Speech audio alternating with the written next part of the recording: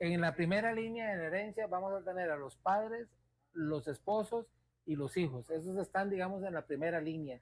Entonces, todos gozan de las mismas, digamos, oportunidades frente a la herencia, con un privilegio especial, ahí sí, del esposo o de la esposa, que tiene, digamos, la posibilidad de ganancialidad sobre esos bienes, ¿verdad? ¿Cuáles son las opciones que tienen las personas para poder evitar esos problemas que suceden con las herencias, aparte del Bueno, testamento? podría ser el testamento. Algunos hacen una cosa que yo no recomiendo nunca, que es el dejar, por ejemplo, lo que llama la nuda propiedad y conservar el usufructo. ¿Por qué?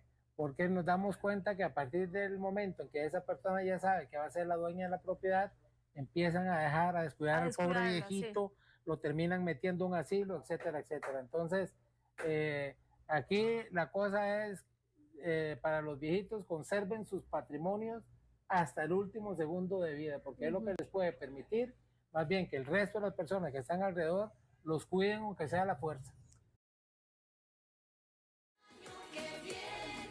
Una de las principales rupturas en la familia siempre va a ser el dinero, y más cuando se trata de herencias. De hecho, ahí dicen que se conoce verdaderamente a las personas. Vamos a desarrollar el día de hoy este tema con nuestro buen amigo licenciado Boris Molina. ¿Cómo le va? Muy buenos días, Fabiola. Estamos aquí muy contentos de estar compartiendo una vez más en la revista. Sí, contentos de tenerte acá.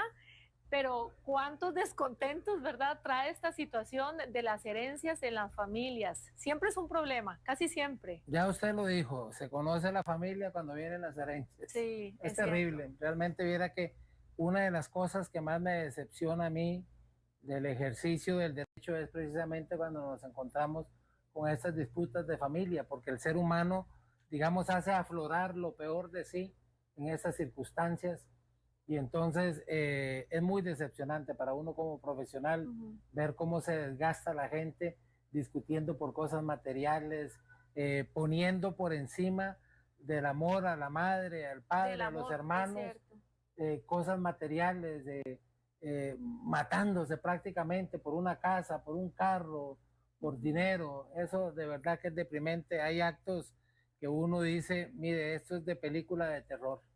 Según su experiencia, que ya es bastante, ¿verdad? ¿Cuáles son esas situaciones más frecuentes que siempre se presentan a la hora de leer un testamento, ¿verdad? De abrir herencias, documentos relacionados con esto. Bueno, imagínense, Fabiola, que yo tengo un caso que por supuesto no vamos a decir nombres, ¿verdad? En el que un señor le deja un certificado a plazo de 1 colón a la esposa y el grueso de la herencia a un familiar cercano. O sea, aún después de la muerte, con toda la mala intención de seguir agrediéndola. Claro. Eso es Sí, imperdonable. eso Y a partir ya. de ahí empieza una disputa Una agresión judicial emocional terrible, tremenda. Sí. sí, en el que se ve, digamos, una violencia Sí. patrimonial, una violencia emocional, en fin, algo terrible a partir de una experiencia del dinero. ¿Qué medidas se pueden tomar para tratar de evitar en la medida de lo posible problemas como estos, ¿verdad? Ya hemos hablado mucho de la importancia de los testamentos, sin embargo, mucha gente no lo hace. Y además, como dicen, solo hay que estar vivo para morir. Y muchas muertes también pues se dan sin esperarse, y tantas cosas también que no se han arreglado. La primera recomendación es que si se va a hacer un testamento, que no se haga lo que se llama un testamento abierto, que sea un testamento que la gente puede determinar qué es lo que puso en el testamento. Porque he visto, por ejemplo, que empiezan las disputas antes de que se muera la persona, porque ya sabe que resulta que le puso el grueso de la herencia a Fabiola, y entonces Lucrecia, que es la hermana, viene y dice, ¿por qué le va a dejar más a Fabiola si Fabiola ha sido esa?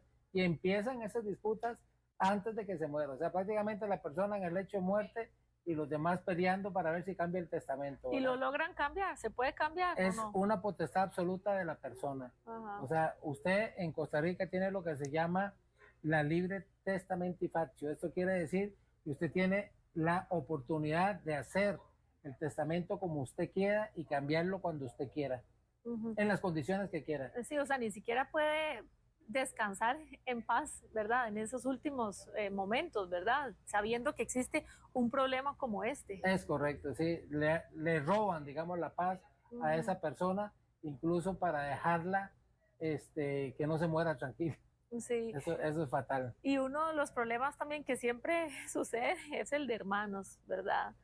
O por qué le tocó esto a él, porque a mí esto no, o porque es el mayor también, no sé, le dan la potestad para que dirija si tiene algo en Hay común. muchos mitos en ese sentido, ¿verdad? Ese que usted dice de la primogenitura, yo creo que tenemos algunos sesgos ahí bíblicos que nos hacen pensar que realmente el primogénito tiene algún tipo de beneficio sobre los demás hermanos, lo cual no es cierto, ¿verdad? En la primera línea de la herencia vamos a tener a los padres, los esposos y los hijos. Esos están, digamos, en la primera línea. Entonces, todos gozan de las mismas, digamos, oportunidades frente a la herencia, con un privilegio especial, ahí sí, del esposo o de la esposa, que tiene, digamos, la posibilidad de ganancialidad sobre esos bienes, ¿verdad? Y también ahora que usted habla de la esposa o del esposo, ¿verdad? Puede darse cualquiera de las dos situaciones. ¿Y qué pasa también cuando esos esposos no se han divorciado, están separados y o alguno de los dos pues tiene una relación con otra persona? Bueno, en Costa Rica digamos que no se privilegia de ninguna forma la persona que está ligada a una persona que tiene una vocación de no matrimonio, por decirlo de alguna forma. Es decir, si usted y yo estamos casados y un tercero quiere aprovecharse de esa situación, no lo puede hacer. Se premia el matrimonio por encima de una relación de hecho que es ilegal en ese sentido. ¿Por qué? Porque no hay vocación de matrimonio de la persona que se unió a esa otra. Entonces, el que esté casado es el que tiene el privilegio. Habrá que ir a demostrar después en el proceso sucesorio, por ejemplo, que entre esos esposos ya no había nada o que se habían tratado muy mal, entonces hay una cuestión de indignidad, pero nunca se va a premiar, digamos, una relación que nace a partir de una relación que ya estaba establecida. Pero vea qué interesante, yo conozco un caso de una pareja que estaba separada. Ajá. Y uno de los dos ya tenía una relación, ¿verdad? Y esa otra persona adquirió derechos, sí, estando la persona casada todavía. O sea, y tengo entendido que obviamente para que sea una unión de hecho, las dos personas tienen que estar divorciadas. No, yo creo que ahí pasó cualquier otra cosa, pero no adquieren derechos porque en la unión de hechos se parte, uno de los requisitos es que las personas tengan vocación para poder casarse. Eso quiere decir que estén libres. Claro. Entonces puede ser que usted mantenga una relación de hecho, la persona estaba casada, a partir del momento que esa persona se divorcia, entonces ahí sí adquiere unos derechos para poder casarse. Entonces vamos a suponer que se están casados del año 2000 al 2010 y esas personas, las otras, conviven del 2005 al 2015. Entonces, lo que haya pasado del 2005 al 2010 no cuenta como unión de hecho porque una de las dos personas estaba ligada a matrimonio, claro, pero a partir del divorcio empieza un nuevo periodo que sí puede generar derechos. Entonces, posiblemente en ese caso se empezaron a generar los derechos a partir del divorcio, pero estando casados no puede haber. Ahora que usted nombró ese caso tan interesante y tan... Pero perdón, lo que usted dice sí pasa en la realidad, ¿verdad? Sí, claro. O sea, pasa muchísimo en la realidad y entonces las personas empiezan en disputa y se llevan el chasco, por decirlo de alguna forma, que el juez les termina diciendo no, no tiene ningún derecho porque la otra persona estaba casada. Sí, pero no convive con él hace 20 años, están separados, sí, pero no estaba ni siquiera determinada la separación ni nada. Así que esa persona sigue ligada a matrimonio. Este caso que usted me contó al inicio de que en el testamento le dejó un certificado a un colón, esta persona, por ejemplo, sí puede hacer un reclamo sobre eso. Estamos hablando de un colón, ya sea, no sé, 50,000 qué interesante para que vea, ¿cómo se puede impugnar? Para que vea cómo vamos en la realidad, porque ese es un caso que no ha terminado. Es un caso que todavía tenemos en disputa, pero ya ganamos una parte importante.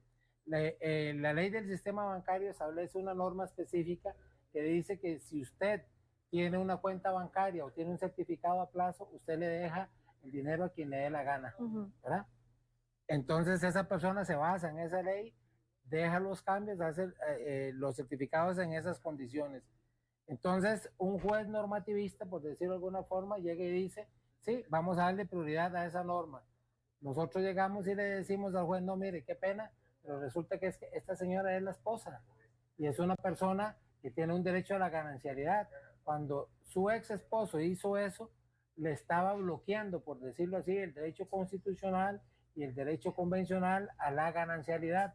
Entonces ella tiene el derecho al 50%. Él podía disponer de esa forma del otro 50%. Aunque lo dejara repartido de esa forma. Exactamente. Ajá, por ley. Entonces, por dicha, nos dieron la razón y dijeron sí. O sea, priva el derecho constitucional sobre el derecho legal y entonces le quitan el 50% de lo que le había dado al otro familiar y está en disputa entonces ahorita en estados judiciales esa ganancialidad, digamos, del 50%, aunque él le haya dejado solo un colón. Sí, bueno, imagínate. O sea, la ley hizo justicia después de la muerte.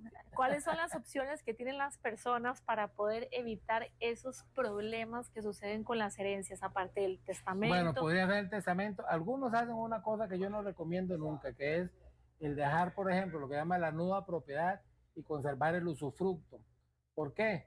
Porque nos damos cuenta que a partir del momento en que esa persona ya sabe que va a ser la dueña de la propiedad, empiezan a descuidar al pobre viejito, sí. Lo terminan metiendo en un asilo, etcétera, etcétera. Entonces, aquí la cosa es, para los viejitos, conserven sus patrimonios hasta el último segundo de vida, porque es lo que les puede permitir, más bien, que el resto de las personas que están alrededor los cuiden, aunque sea a la fuerza. Sí, sí, claro. Bueno, de hecho se supone que debe ser por amor, ¿verdad? Pero muchas veces eso no pasa. Pero eso no pasa en la realidad, sí. Lamentablemente. Y siguiendo con las opciones. Entonces, yo creo que la otra sería mantener, digamos, lo que se llama contratos condicionados. Entonces, mire, yo voy a dejarle esto o puedo hacer el traslado del dominio a Fabiola siempre y cuando se cumplan con las siguientes condiciones. Que Fabiola no me meta en un asilo, que Fabiola no me deje sin manutención, si lo hace por adelantado. etcétera. Sí, se hace un contrato, o sea, se hace un contrato en el que se establece cuáles son las condiciones de cuidado, por decirlo de alguna forma, y el premio cuál va a ser, la propiedad que se vaya a dejar posteriormente. Si la persona tiene 3 hijos de matrimonio, los 3 tienen derecho, salvo que él haya puesto o ella en un testamento lo contrario. Exactamente, o sea, los 3 están en la primera línea, entonces no hay, digamos, ninguna distorsión entre ambos. Pero si el papá o mamá no lo incluyó en un testamento. Si son mayores de edad, no hay ningún problema. Aquí no hay, digamos, ningún privilegio que tenga el hijo mayor de edad, mayor de los 25 años, digamos, que no esté sujeto a una pensión alimentaria. ¿Y qué pasa, por ejemplo, con si hay hijos fuera de matrimonio? Son exactamente igual, tienen los mismos derechos. No hay ningún privilegio, digamos, del que está, del hijo del matrimonio al que fue por fuera. Son hijos que tienen, digamos, el mismo valor legal. ¿Y las madres de estos hijos? Las madres no, porque si una está ligada a matrimonio, esa es la que tiene el derecho ganancial, y si la otra es la ex, entonces ahí termina. ¿Cuánto duran esos trámites, esos procesos de puede ser años. De herencias y demás? Puede ser años, o sea, hoy en día usted tiene la posibilidad de hacer lo que se llama una sucesión a través del notario, una sucesión notarial, cuando todos son mayores de edad, cuando no hay incapaces, cuando no hay ninguna disputa, por decirlo así, se pueden poner de acuerdo, lo hacen frente a un notario y en 6 meses perfectamente puede estar todo resuelto. Pero si tienen que ir a nivel judicial, podemos estar hablando de muchos años. Hasta 20 años he visto yo. ¿En serio? Sí. Hasta 20 años. Sí. Bueno, y es importante también hablar del papel del albacea, ¿verdad? El albacea... Me imagino que algunas personas se lo disputarán. El albacea lo va a determinar, ya sea el mismo testamento, o sea, yo puedo hacer un testamento en el que digo, le dejo a todo el mundo eso y el albacea va a ser Fabiola. O puede ser que entonces el juez sea el que lo determine. Normalmente es el que mete la sucesión, el que termina nombrando el albacea, primero provisional y después hace uno definitivo. ¿Y por qué? El juez lo va a determinar, digamos, con parámetros de administración, el que esté en mayor capacidad de administrar los bienes. ¿Y qué pasa, por ejemplo, también si, no sé, tal vez los hermanos o los papás de esa persona fallecida querían ser también albacea? Ok, los hermanos de la persona no tienen privilegio, están en la segunda línea. Recordemos, papás, esposa, hijos. Los hermanos están en otro nivel, por decirlo así. En otra pirámide también. Y si quieren ir a disputar el albaceazgo, los hijos o la mamá o la esposa lo pueden hacer, pero el juez es el que va a determinar quién tiene la posibilidad de hacerlo. Al final de cuentas no es ninguna ganga, Fabiola, hacer el albacea, porque es el que tiene la responsabilidad de administración y si algo pasa malo, esa persona tiene que asumir esa Sí, responsabilidad. exacto, ser responsable en todo. Exacto. Y a veces pasa incluso, licenciado, que por ejemplo la persona fallece y familiares van a averiguar, por ejemplo, sobre dineros que tenía aquí, que tenía allá, ya sea en el banco. Bueno, ojalá que fuera a las averiguar. pólizas, sí, bueno. El problema es que agarran las tarjetas y van y sacan la plata. Por ahí empiezan, ¿verdad? A averiguar, pero obviamente con la intención de dejarse ese dinero. Hoy en día, cuando ni siquiera se ha hecho, por ejemplo, la repartición y no se ha definido exacto, la albacea. hoy en día, por ejemplo, que existe la posibilidad de que hagamos todo en línea, si esas personas tienen las claves y todo, Fabiola, hemos visto casos en que vacían las cuentas, literalmente, ¿verdad? Lo que pasa es que también es relativamente fácil darse cuenta a qué cuentas las pasaron, a dónde llegaron, quién fue a sacar al cajero, etcétera, etcétera. Pero de que existe la posibilidad, existe y lo hacen. Sí, de hecho yo conozco un caso, precisamente. Yo conozco muchos. Sí, yo, claro, usted por su trabajo, no me imagino cuántos, pero sí recuerdo que esa persona había, su papá estaba enfermito, ¿verdad? Y demás, y sí había extraído dinero de las cuentas y se lo había pasado a la cuenta de esa otra persona. Y eso obviamente generó un conflicto familiar entre hermanos. ¿Cómo se resuelve? Por ejemplo, ¿los hermanos sí pueden reclamar eso? Bueno, en este caso posiblemente puede ser que los hijos no estaban, digamos, disponibles, por decir de alguna forma, o era una persona soltera y los hermanos entonces que están en la segunda línea podían pasar a la primera. Se murió el papá, no había esposa, ahí siguen los hermanos, ¿verdad? Entonces ahí sí pueden entrar en esa disputa. De lo contrario, si están los papás vivos o hay un hijo vivo, ellos ganan, por decirlo así, tienen un privilegio superior al de los hermanos. Pero los pleitos igual se dan entre esposos, hijos, hermanos, de todo, o sea, es terrible, o sea, uno realmente se asusta, se le paran los pelos, como dicen, cuando ve las cosas que son capaces de hacer los seres humanos por plata. Sí, es cierto. ¿Qué otras recomendaciones da usted?